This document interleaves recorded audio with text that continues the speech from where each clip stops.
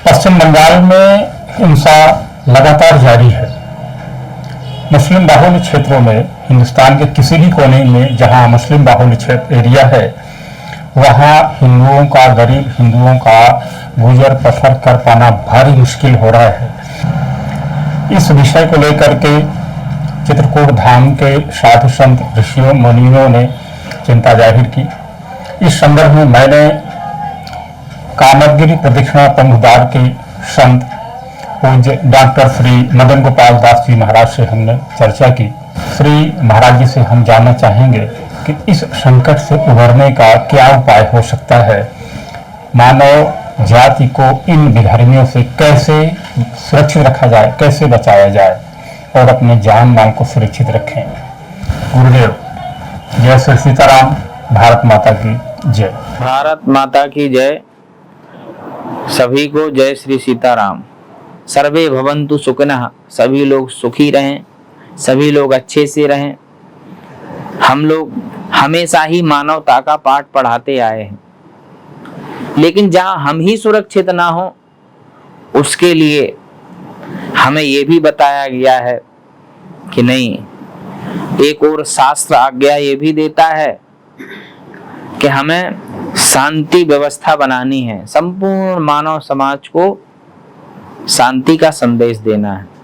तो एक और हमारे शास्त्र ये भी बताते हैं कि जहां मेरा राष्ट्र और संस्कृति खतरे में आ जाए, मानवता अगर खतरे में आ जाए, तो वहां शास्त्र ये भी कहता है कि हमको शस्त्र भी उठाना पड़े तो उठा लेना चाहिए। अगर आवश्यकता होगी राष्ट्र को सुरक्षित करने के लिए तो हम शस्त्र भी उठाएंगे। संपूर्ण भारतवर्ष में जो विषय चल रहा है वर्तमान में, पश्चिम बंगाल में हिंसा। पश्चिम बंगाल में हिंसा हिंदुओं पर ही हो रही है, विशेष रूप से उनको ही टारगेट बना करके हो रही है, और यह विषय पूरे विश्व में भी फैला हुआ है। और वैश्विक संकेत भी आ रहे हैं कि पूरे देश में विरोध प्रदर्शन हो रहा है। तमाम नेता लोग टिप्पणियां भी कर रहे हैं।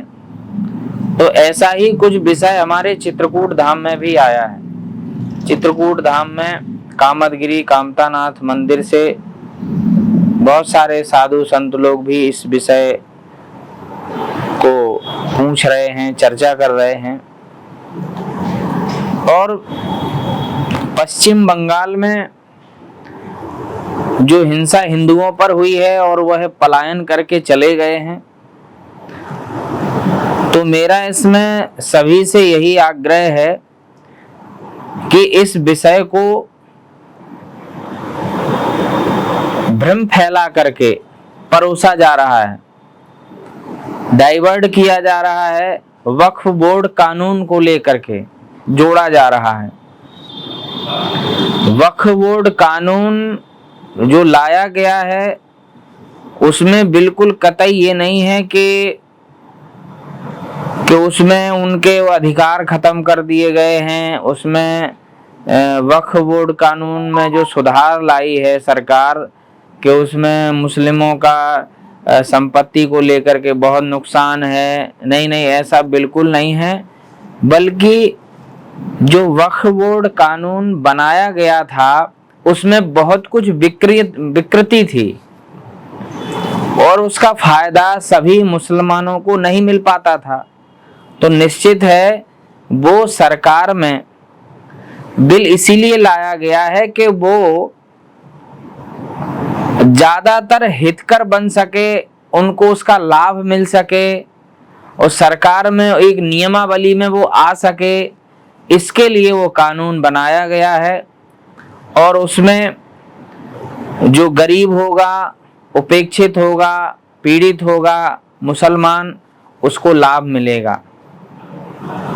जो झोपड़ी में रह रहा है और वो चाहता है कि मैं कुछ करूं और मुझे या इस वक्फ बोर्ड से मुझे लाभ मिले, लाभान्वित हों हम लोग, अगर हमारे समुदाय को लेकर के ये बनाया गया है, तो मुझे सरकार से इसका लाभ कैसे मिले। तो उस गरीब मुसलमान को लाभ मिले उसके लिए सरकार ने एक नीति लाई है, उसमें परिवर्तन किया गया है। लेकिन इसको लेकर के कई राजनीतिक लोग अपनी राजनीति चमकाना चाहते हैं और वोट बैंक से जोड़ना चाहते हैं, तो जगह जगह उन्माद फैला हुआ है और इसको गलत तरीके से प्रस्तुत भी किया जा रहा है। मेरा सबसे केवल यही आग्रह है कि इसको पहले पढ़ें, इसको समझें। जो लोग भ्रम फैला रहे हैं उस बहकावे में आप बिल्कुल ना आए। दूसरी बात है कि जो पश्चिम बंगाल में हिंसा हो रही है, ममता बनर्जी पहले भी चिढ़ती थी, अगर कोई भी राम का नाम ले दे या शोभा यात्रा निकाल दे तो उनको चिढ़ना है, कोई भगवा झंडा अगर लगाता है तो उनको चिढ़ना है, हमारे तीज त्योहारों पर अगर कोई शोभा यात्रा निकालता है तो उनको चिढ़ना है। तो निश्चित है कि उनको तो पहले से ही इस बात को लेकर के चिढ़ है। रही बात वक्फ बोर्ड का बहाना है, और जो हिंदुओं पर हिंसा हुई है, एक बहुत भारी भीड़ आती है वहां पर, उन्माद फैलाती है और पूरे मोहल्ले में, जो मुर्शिदाबाद की जो घटना है, पूरा मोहल्ला एक टारगेट बना करके वहां किया गया है और वहां अस्त व्यस्त माहौल हुआ, सभी लोग छोड़ के भागने लगे। गाय भी बंधी हुई हैं, पता चला कि वो गाय सुबह थी, शाम तक उसका पता ही नहीं है। तो जब ऐसा माहौल वहां पर बनाया गया तो फिर हिंदुओं ने सोचा, उन परिवारों ने सोचा कि यहाँ पर हम सुरक्षित अब नहीं हैं, और केवल वक्फ बोर्ड का बहाना लेकर के कि जो वक्फ बोर्ड सरकार ने जो परिवर्तन किया है, वक्फ बोर्ड जो बिल लेकर के आई है, उससे जो है मुसलमान लोग भड़के हुए हैं और वो लोग इस प्रकार की हिंसा फैला रहे हैं। जब भी वहां पर कोई ऐसा विषय आया, कहीं कि वहां पर बहुतायत संख्या में हिंदू हैं या वो कुछ ऐसा कार्यक्रम करने वाले हैं, नहीं है, वहां पर कुछ ऐसा माहौल किया जाए कि वो भयाक्रांत हो जाएं, डरे हुए सहमे हुए हो जाएं, और निश्चित है ये विषय इतना अधिक फैला दो कि मीडिया तक पहुंच जाए और ये विषय शासन सरकार, केंद्र सरकार तक पहुंच जाए। इस प्रकार का वहां माहौल तैयार किया जा रहा है। कुछ दिन पिछले चुनाव में ही ऐसी कुछ आप लोगों ने घटनाएं सुनी होंगी, लेकिन ठीक है, वो एक राजनीतिक हो सकता है, पार्टियों का हो सकता है। वहां पर दो दल लड़ रहे हैं, कई पार्टियां लड़ रही थी, अपने अपने चुनाव के एजेंडे हैं, अपने अपने तरीके से प्रचार प्रसार कर रहे थे। लेकिन अब तो कुछ भी नहीं है, लेकिन उनको ये बहाना लेकर के अवसर दिया गया है, उस विशेष वर्ग को अवसर दिया गया है कि जहां पर हिंदू रह रहे हैं, शांति पूर्वक रह रहे हैं, वहां पर इस प्रकार का वातावरण फैलाया जाए, वहां पर ऐसी आग लगाई जाए कि वो बेबस हो जाएं पलायन करने के लिए। और जब वो धीरे धीरे ऐसा माहौल पूरे बंगाल में होगा तो फिर से बाध्य हो जाएंगे ममता बनर्जी फिर से सरकार में आए, फिर से उनके हाथ में सत्ता आए। ऐसा पहले से ही माहौल तैयार किया जा रहा है। तो यह वक्फ बोर्ड को लेकर के कोई विषय नहीं है, ऐसा वहां पर वातावरण भयावह बन चुका है और धीरे धीरे वो आतंकवाद का स्वरूप धारण कर रहा है। इसको लेकर के संपूर्ण देश में हिंदू अपने घरों से निकला हुआ है कि पश्चिम बंगाल में जो हिंदू रह रहा है, अभी तक हम सुन रहे थे कि वो बांग्लादेश में ऐसी घटना हो रही है। बांग्लादेश में होना स्वाभाविक है, वहां बहुतायत संख्या में मुस्लिम समुदाय है, लेकिन ये जब घटना हमारे ही देश में होने लगी, भारतवर्ष में ही ये घटनाएं होने लगी, तो हम सभी लोगों को इससे एक सीख भी लेना चाहिए, सचेत हो जाना चाहिए कहीं मेरे पड़ोस में भी कल ये आग लगने वाली है, हमारे नगर में भी ये आग पहुंचने वाली है।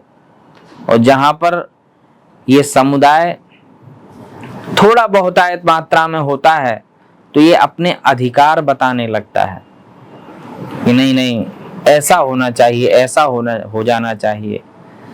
और हवा कहां से मिलती है? ऐसी ही पार्टियों के माध्यम से, क्योंकि वो केवल वोट बैंक के आधार पर उनको शरण भी देते हैं, प्रोत्साहन भी करते हैं कि आप लोग ऐसा करिए। तो मैं आप सभी से यही आग्रह करना चाहता हूं कि संपूर्ण हिंदू समाज को आज चेत जाना चाहिए। पश्चिम बंगाल में जो हिंसा हिंदुओं पर हुई है वो कल के दिन मेरे ही पड़ोस में होने वाली है। हम सभी को एकता के सूत्र में बंध करके विरोध करना चाहिए, अपने अपने तरीके से लेटर लिखना चाहिए, पत्र लिखना चाहिए कि राष्ट्रपति वहां शासन लागू हो।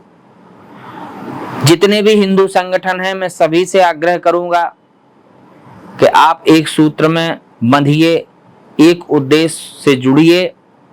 जो हिंसा हो रही है पश्चिम बंगाल में, अपने अपने लेटर हेड से आग्रह पत्र राष्ट्रपति तक पहुंचना चाहिए, राष्ट्रपति महोदया तक पहुंचना चाहिए कि मैं ये आग्रह करना चाहता हूं कि वहां पर राष्ट्रपति शासन लागू हो।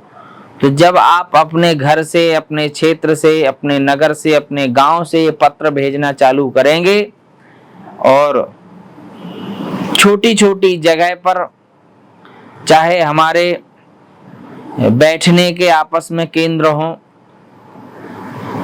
या हम तमाम काम से निवृत्त होकर के एक जगह बैठते हैं, आपस में चर्चाएं करते हैं, तो वहां पर भी चर्चाएं हों। मेरा कहने का उद्देश्य ये नहीं है कि कहीं पर दंगा हो, उन्माद फैले, कोई कहीं पर हिंसा हो, भड़काऊ भाषण देना हो, नहीं, ऐसा बिल्कुल नहीं करना है। शांतिपूर्वक लेकिन चर्चा अवश्य होना चाहिए। अगर हम चर्चा नहीं करेंगे तो निश्चित है, हमें लगता है तो हम तो यही सोचेंगे कि ये तो हिंसा पश्चिम बंगाल में हो रही है, मेरे यहाँ थोड़ी हो रही है, हमें क्या लेना देना इससे। नहीं नहीं, हमें संपूर्ण राष्ट्र से लेना देना है।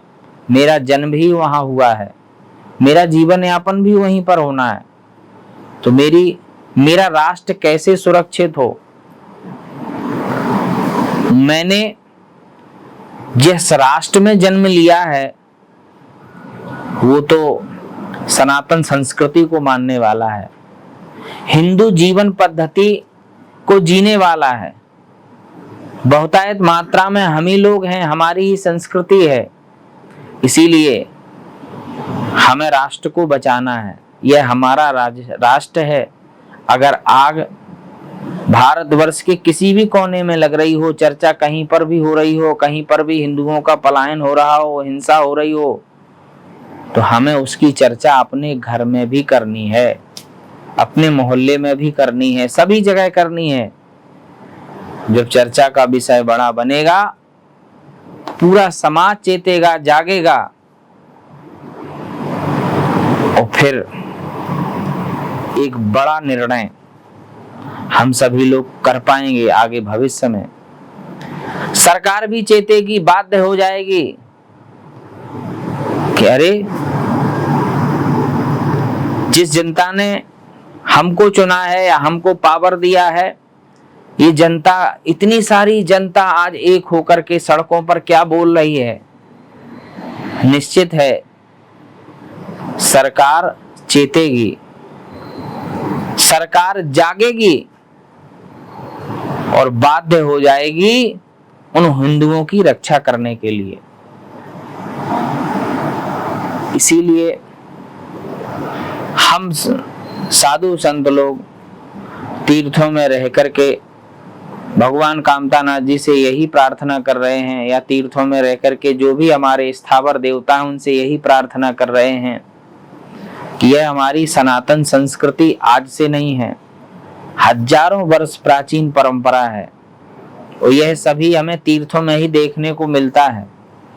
हम लोग ऋषि मुनियों की ही संतान हैं, हमारा राष्ट्र है, हमें इसके लिए कटिबद्ध होना पड़ेगा, इसके मानबिंदियों के लिए हमें लड़ना भी पड़ेगा, विचार भी करना पड़ेगा, तभी हमारी यह संस्कृति बचेगी, राष्ट्र बचेगा, दशा दिशा तय होगी। जिस प्रकार से आज वर्तमान में हम देख रहे हैं कि हम आज कोई भी हमारे तीज त्योहार हैं, हम बड़े अच्छी तरीके से उसको मना पा रहे हैं। अभी अभी कुंभ मेला आया था, कुंभ मेले में कितने करोड़ लोग आकर के स्नान किए हैं, दिव्य भव्य कुंभ हुआ है। उस संस्कृति का हम सभी लोगों ने दर्शन किया है, वहां विविध संस्कृतियां आई हुई थी और पूरा विश्व ही, हमें लगता है कि हमारे संपूर्ण विश्व में जहां जहां पर भी हिंदू परिवार, हिंदू जीवन जीने वाले लोग रह रहे थे, वो सारे लोग आए कि मैं कुंभ चलूं, कुंभ चलूं, कुंभ में इतनी अच्छी व्यवस्थाएं हैं, गंगा में स्नान करूं, संगम में स्नान करूं। आया, आप सभी लोगों ने वो भी देखा है। आज भी जहां भी हम लोग व्यवस्थित सुरक्षित रह रहे हैं, बहुत अच्छी तरीके से अपने तीज त्योहारों को मना रहे हैं, लेकिन जहां पर भी हम कम संख्या में हैं, चाहे छोटा सा गांव ही क्यों ना हो, अगर बहुतायत संख्या में अगर मुस्लिम लोग रह रहे हैं, तो हमें लगता है कि हम वहां असहज, असुरक्षित महसूस करते हैं, असहज महसूस करते हैं कि हम अपने कार्यक्रम कैसे करेंगे, हम अपने त्योहार कैसे मनाएंगे। ऐसा ही कुछ वहां पर वातावरण बना हुआ है। तो हम निश्चित चेत जाएं, जाग जाएं कि हिंदू मुस्लिम करने के लिए हमारी विचारधारा नहीं है, ना मेरी ये हिंदू संस्कृति ऐसा कहती है। हम तो ये कहते हैं वसुधैव कुटुंबकम, सर्वे भवन्तु सुखिनः, सभी लोग सुखी रहें, सभी लोग अच्छे से रहें।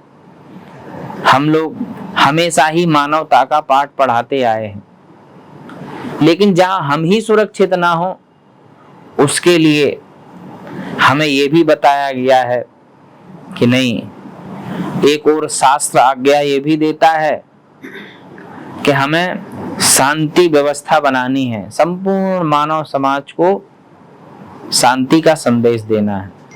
और एक और हमारे शास्त्र ये भी बताते हैं कि जहां मेरा राष्ट्र और संस्कृति खतरे में आ जाए, मानवता अगर खतरे में आ जाए, तो वहां शास्त्र ये भी कहता है कि हमको शस्त्र भी उठाना पड़े तो उठा लेना चाहिए।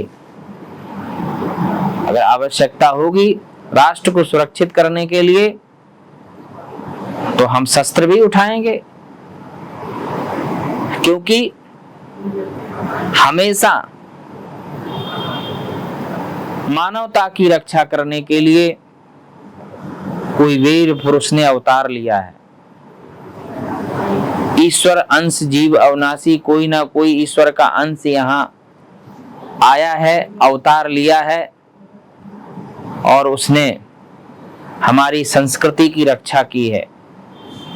और इन भाव विचारों में तो हमारे संत हमेशा ही रहते हैं। तो निश्चित है अगर हमें वो कदम भी उठाना पड़ेगा, तो हम दानवता को समाप्त करेंगे, उसका संहार करेंगे और मानवता को हम बचाएंगे। ये हमारी हिंदू संस्कृति बताती है। तो इसीलिए हमारा आग्रह हिंसावादी नहीं है, अहिंसावादी ही है। लेकिन अगर हमारे हिंदू पलायन करेंगे, हिंदुओं को मारा पीटा जाएगा, हिंदुओं के साथ हिंसा होगी, तो फिर हम लोग शांत भी नहीं बैठेंगे। वहां फिर शांति शांति नहीं, वहां पर क्रांति क्रांति होगी, क्योंकि हमें मानवता की रक्षा करनी है। आज मैं आपको सचेत कर रहा हूं, कल ऐसा ना हो कि हमको बताया नहीं, हमसे कहा नहीं। आप लोग भौतिकवाद के चकाचौंध में भूले हुए हैं। अर्थवाद की जो आंधी चल रही है इसमें आप भूले हुए हैं कि मुझको पैसा कमा लें तो वो बचा लेगा। हम जल्दी से जल्दी ये चीज इकट्ठा करके रख लें, हमें दुनिया से क्या मतलब है, हम बहुत अच्छी तरीके से जी लेंगे, अपने बच्चों का लालन पालन कर लेंगे। नहीं नहीं, इतना ही जीवन नहीं है। हमें तो ये सिखाया गया है, परोपकाराय पुण्याय पापाय परपीठनम, परहित सरिस धर्म नहीं भाई। केवल हम ही भोजन कर लें, हम ही अपना भरण पोषण कर लें, हम ही अपना जीवन यापन कर लें, नहीं नहीं, ये तो पशु वृत्ति हो गई ना। पशु आता है अपना पेट भर लेता है, नहीं नहीं, हम मानव हैं। भगवान कहते हैं सब मम प्रिय सब मम उपजाए, सबते अधिक मनुज मोह भाए। मनुष्य के पास इतनी शक्ति भगवान ने दी है, ऊर्जा दी है, स्वयं ही अपना अंशी बताया है, वो जगत का पालनहार है।